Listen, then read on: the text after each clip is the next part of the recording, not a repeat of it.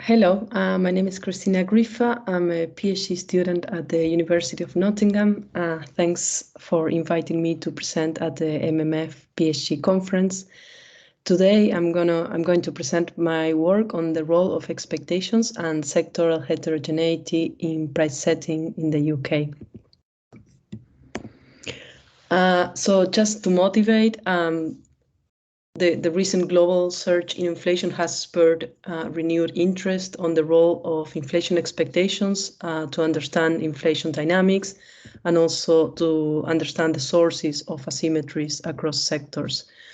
For this analysis, for this question, I'm going to use the New Keynesian-Phillips curve framework, which describes how past inflation, expected future inflation, and a measure of labor cost or output gap drive the current inflation rate. The New Keynesian-Phillips curve has been estimated mostly at the aggregate level, assuming homogeneity across firms and sectors. But if there's heterogeneity across sectors, as I'm going to show with the survey data that I use, and I imposed homogeneity across sectors, the results will have an aggregation bias and will yield to inconsistent results. So this paper contributes to the broad literatures of macroeconomics, heterogeneity in macroeconomics, the estimation of sectoral Phillips curves, the understanding of inflation dynamics, and the use of survey data. And as I said, most of the literature has used aggregate expectations and found a flat Phillips curve. This is mainly due to not having available firm level expectations. So other ways that the literature has proposed to address the identification issues in the estimation of the Phillips curve are, one of them is using survey-based firms' expectations. Most of the empirical papers have used either professional forecasters or households firms, but it's not common to find surveys of firms' expectations. So very close to my work is the paper by Boniva et al. From 2020. They used the CBI survey, the same survey that I'm going to talk about today, but they do a different analysis. They do price. They analyze price setting equations at the firm level.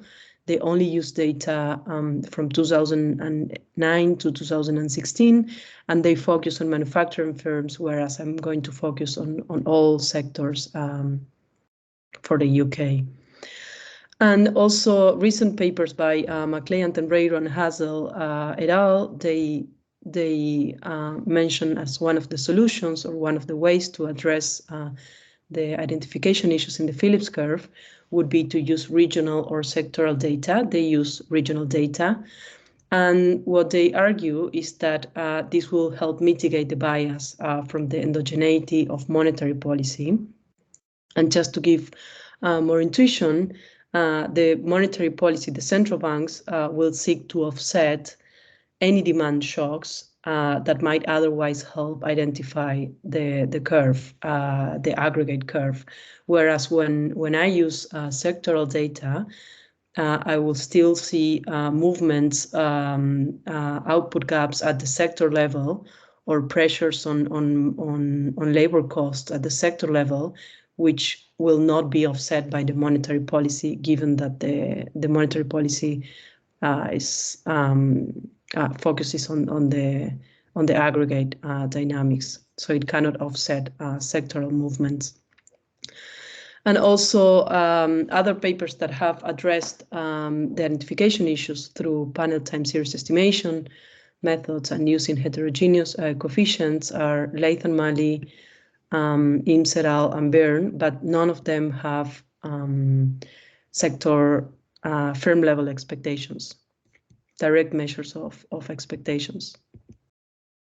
So the research questions are the following. Is the identification of the Phillips curve improved by using sectoral data and direct measures of expectations? Can the sectoral heterogeneity be unmasked by using this New Keynesian Phillips curve type of equations? And if so, among which sectors do expectations play a larger role?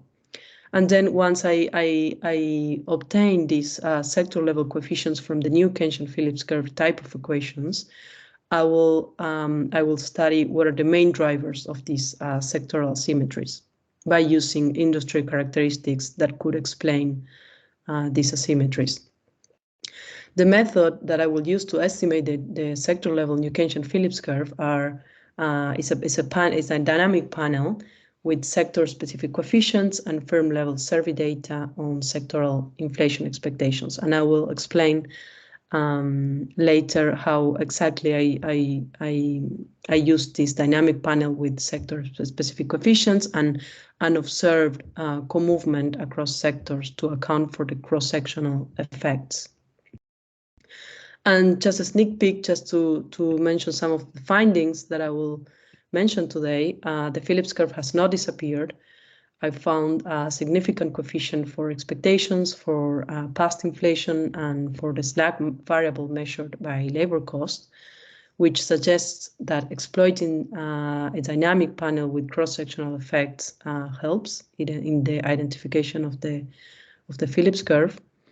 Also, I will show evidence of broad heterogeneity across sectors, and also expectations play a larger role in the price-setting behavior of financial services firms compared to manufacturing and to retail firms.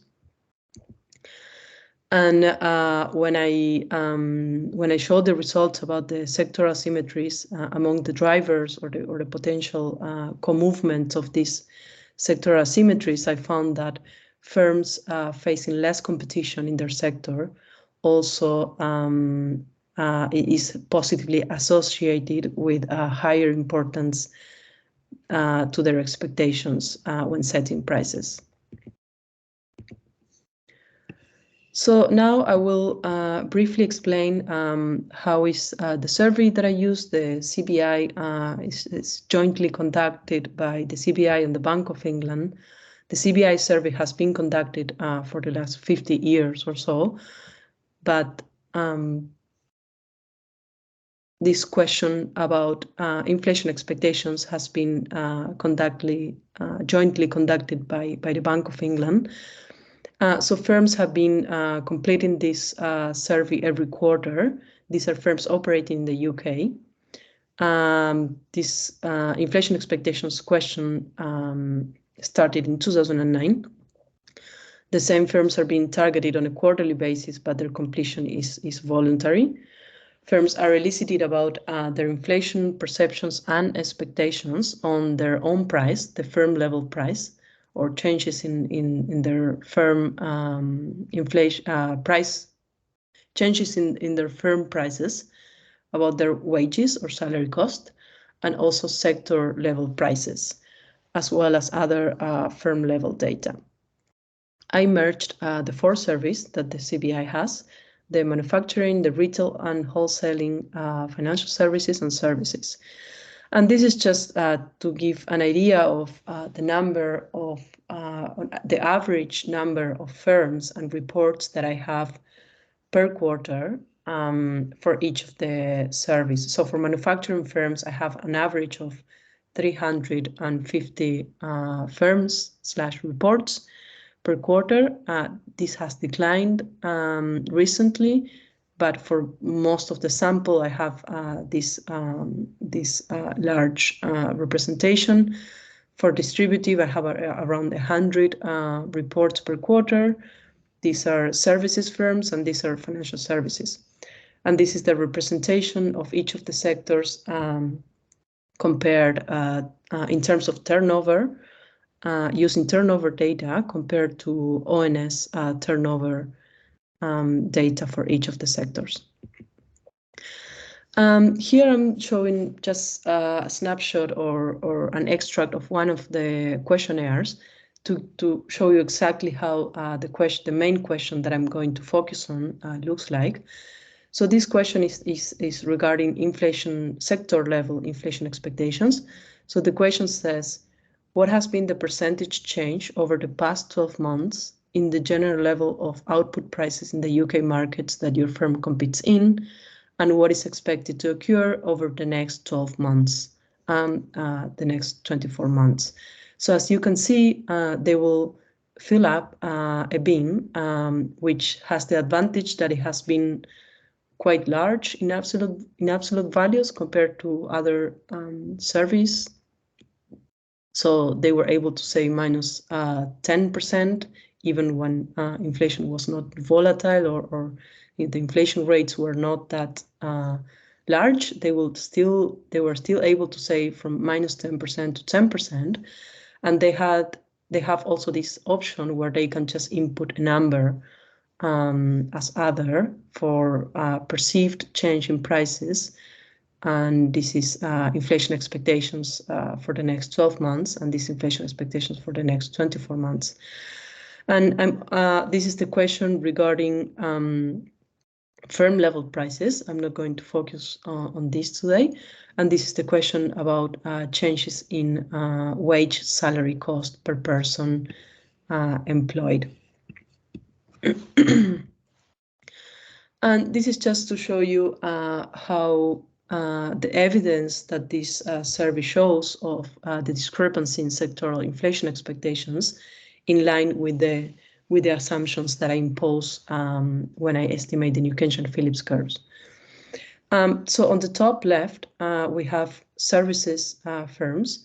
This is the average report for 2010 Q1 for services firms regarding inflation expectations for their sector, for their own sector.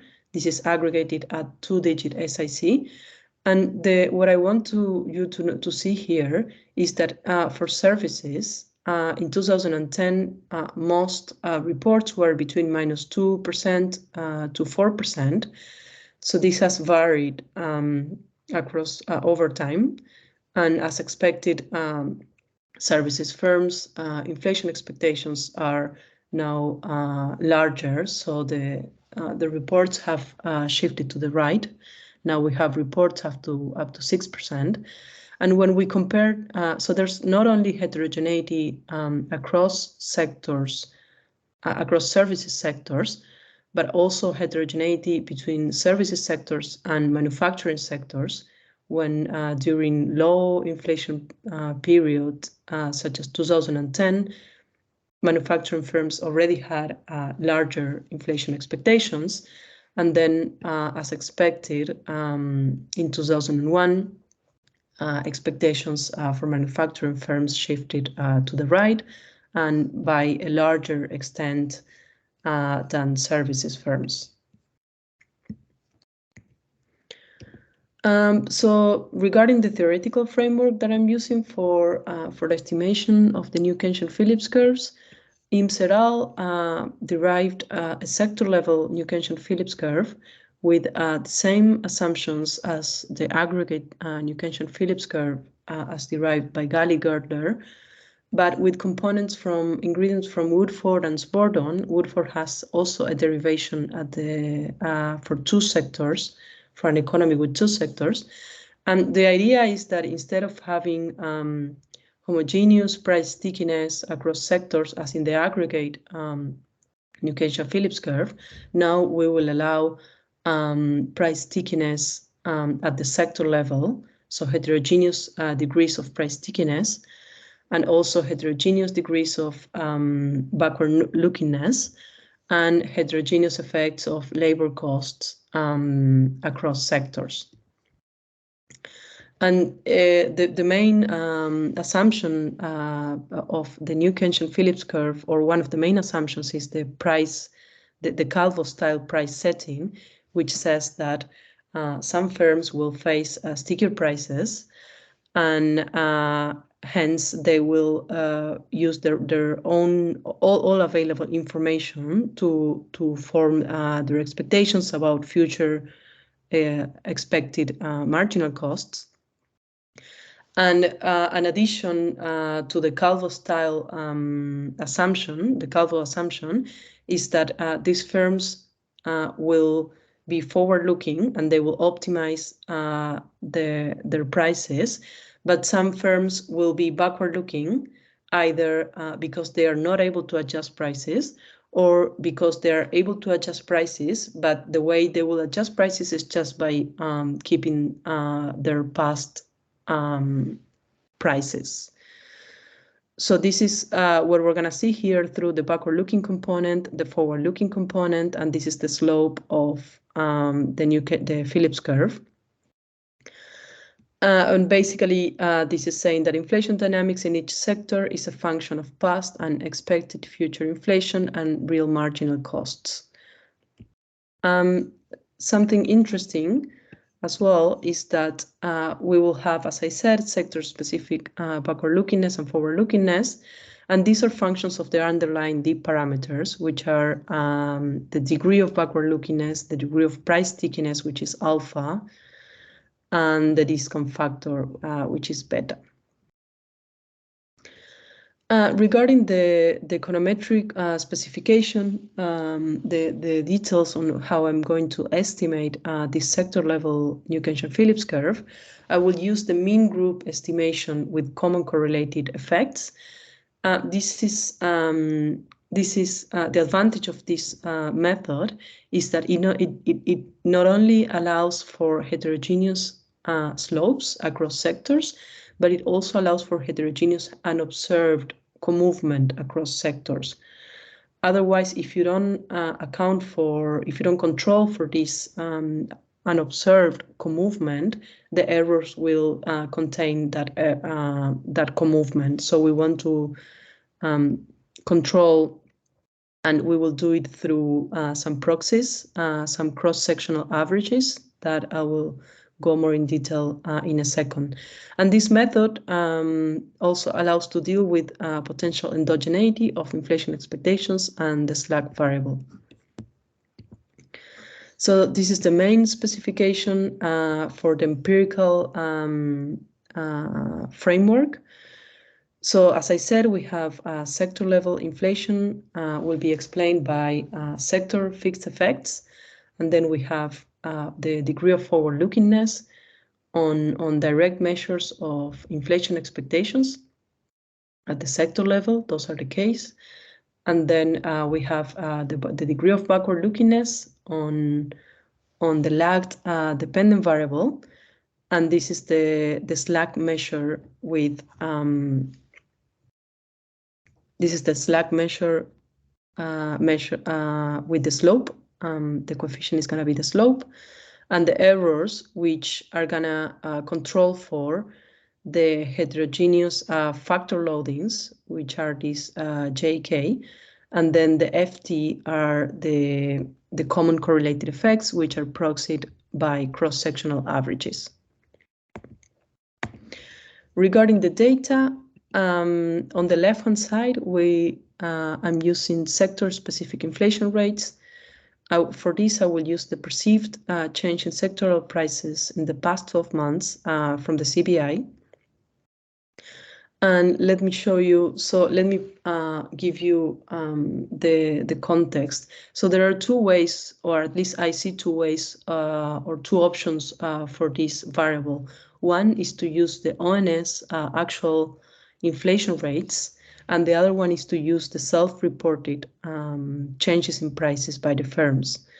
So one disadvantage of using the sectoral, the actual inflation rates by the ONS is that I needed to manually construct this mapping where all the manufacturing firms would have an inflation rate series from the PPI, from the producer price indices.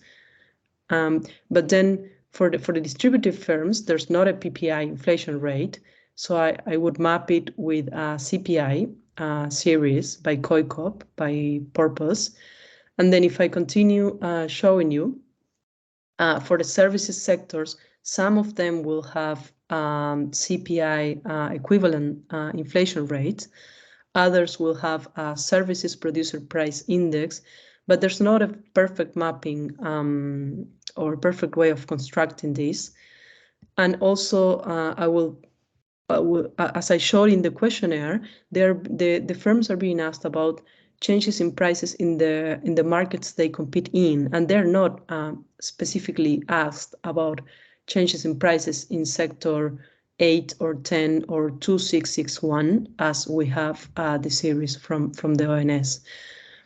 But just to argue that it's a good proxy, just notice that the green line is the self-reported past 12 months changes in prices from the CBI. This is an average for all the firms and all the sectors. And the red line is an average of all these actual inflation rates constructed from the mapping that I just showed you. And you can see that it's quite a good proxy, although there is what I will call later a perception error, which is that these firms, or on average, are perceiving this level of inflation, and the corresponding actual inflation is a bit larger. And given that there's not an easy way to fix or to control for this perception error in the New Keynesian-Phillips curve estimations, I will use the self-reported changes in prices as the dependent variable. For the explanatory variables, I have expected change in sectoral prices in the next 12 months from the CBI. This is the sectoral inflation expectations. For the lagged inflation, given that I'm estimating a hybrid New Keynesian-Phillips curve, I have the lag of the dependent variable. And for the slack measure, the literature has long debated whether it's better to use the unit labor cost or the output gap measured with unemployment or measured with activity. It's less clear what to do with sector level data, as in this case. And also the unit labor cost is not available at the level of disaggregation that I'm estimating the New Keynesian-Phillips curves. And the output gap is not available at the sector level either. But I will show, so here are just some plots where I'm showing the inflation rate at the sector level compared to the measure that I will show that identifies well the slope, which is the changes in salary cost or wage by the firms reported to the CBI. And here I'm just comparing how it looks like if I compare inflation, the sector level inflation series with real, so the red line is real unit labor cost changes, and the blue line is nominal unit labor cost changes. Here I have the Bank of England, the monetary policy report output gap, and here I have a measure of GDP output gap that I built based on Garat et al. So none of them is perfect, but this is the one that I'm using, given that I have a better disaggregation level, and it ends up being significant, and it reflects changes in labor costs as the theory predicts. Lastly, on the data, the sample period is quarterly from 2009 to 2022. And I will aggregate firm level data at the 2-digit SIC, sector industrial classification, using the number of employees for the weights, to do weighted averages to aggregate this data.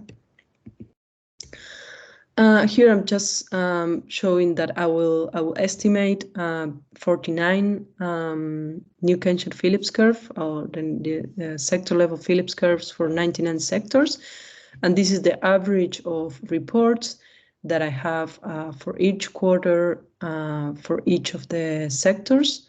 And as I showed before, this has declined recently. But this is just to show you the number of firms that I will average to construct the sector level variables.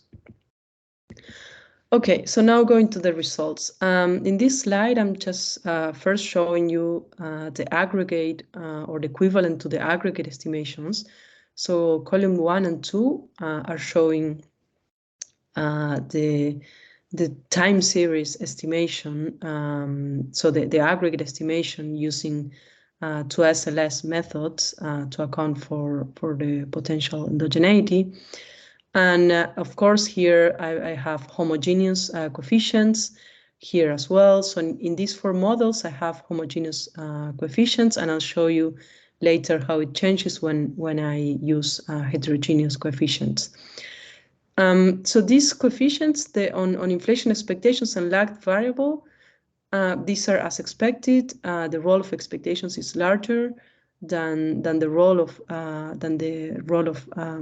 past inflation, but I'm not able to identify the slope of the Phillips curve using aggregate data or average data, whereas I start seeing that I can identify the slope of the Phillips curve when I use panel data. And I'm controlling here for fixed effects and also for potential endogeneity.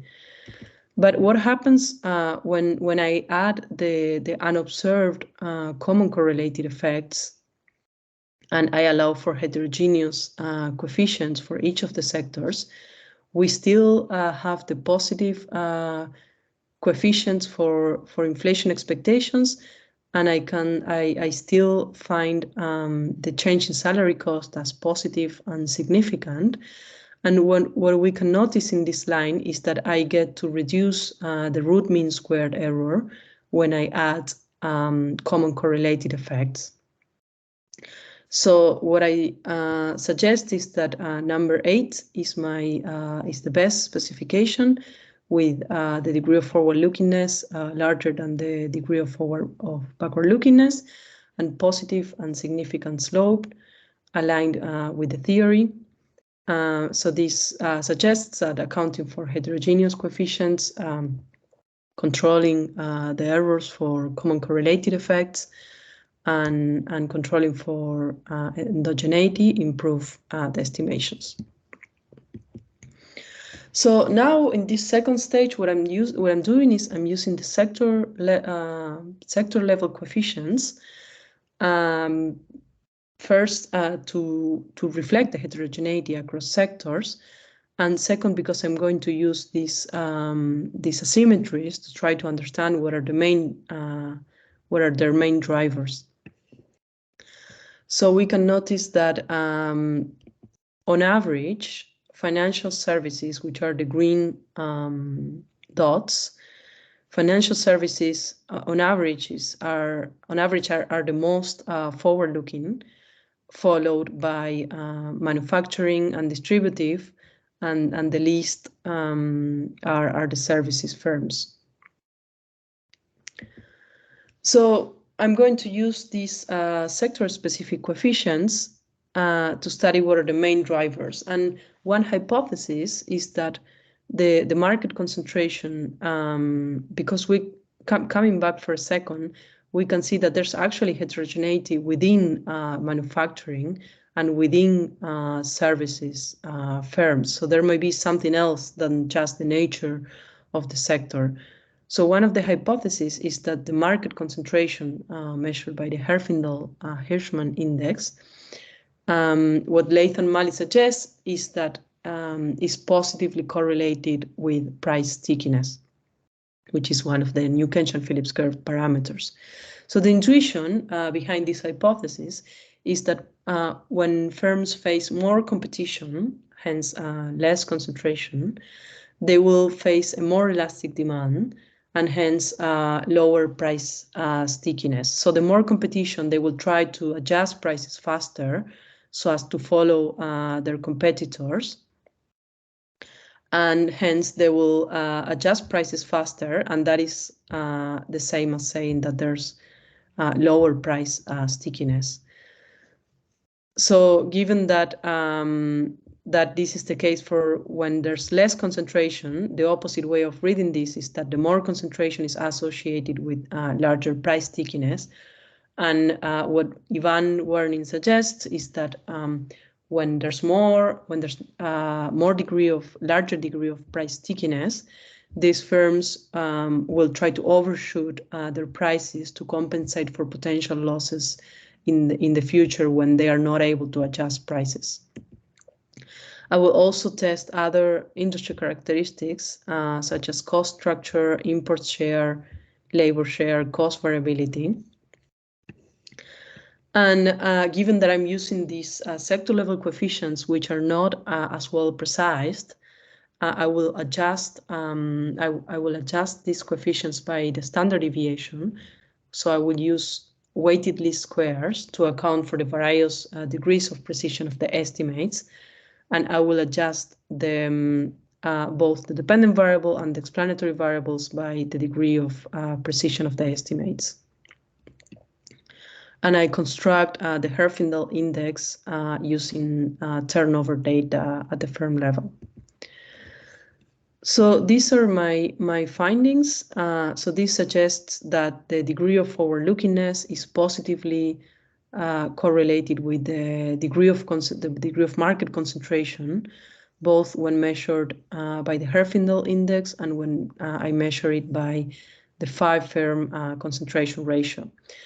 And also adding other controls, these are not significant, but the one that is significant is the degree of imports, the share of imports, which might suggest that if these firms have a large share of imports, they might be exposed to a foreign currency, and hence they will try to also set prices based on their expected changes in the foreign exchange rate or based on the available information. And lastly, the last the last piece of analysis that I want to share is about this perception error that I mentioned before. And again, coming back to the concept, using survey data raises the problem of not knowing whether firms are forming their perceptions and expectations differently due to a different basket that they have in mind, or given that they have a different market structure, or they're just not paying attention to available information because it's costly, or there are no incentives to pay attention. And in addition, using this survey data adds the issue that they are asked about changes in the general level of output prices in the UK markets that you compete in, without a specification about the sector. So I will calculate a perception error. I will define a perception error as the difference between the ONS actual rate at the 4-digit level and the perceived change in prices reported by the firm. And I find that the firm level perception error on sectoral inflation expectations is positively correlated with the 4-digit SIC inflation variability, which is intuitive, I think. So the more variation, the more volatility in the level in the inflation rate in their sector, the more costly or more difficult it is to track the inflation dynamics. So they will make a larger mistake. But it's also negatively correlated with the forecast error on firm level inflation. And let me expand on this. So the negative correlation between sectoral perception error and firm level forecast error might be due to either the fact that a firm is perceiving lower sectoral prices is partly associated with perceiving lower firm inflation. So if a firm is perceiving lower sectoral prices, it means that this is lower, so this is positive. It's partly associated with perceiving lower firm inflation, which is this is lower than this, so this is negative. And it could be also read the other way, but this is related to the island, the Lucas Island concept on whether a firm forms expectations based on the firm level information or the sector level information. So just to conclude, some of my findings or observations are that the relationship between labor costs and inflation at the sector level is positive and significantly statistically significant, The identification is obtained by exploiting the cross-sectional data and using direct measures of firms' expectations. The evidence that I showed suggests broad heterogeneity across sectors, and expectations play a larger role in the price-setting behavior of financial services firms, and also that firms facing less competition in their sector also give higher importance to their expectations when setting prices. The share of imports is also positively related to the role of expectations. And this information can be used for policy purposes, as the monetary policy can affect inflation through the management of inflation expectations, and also as a better identified and heterogeneous New-Keynesian-Phillips curve might change the monetary policy response. Okay, I hope if you have questions or comments, I hope you reach out. Thank you.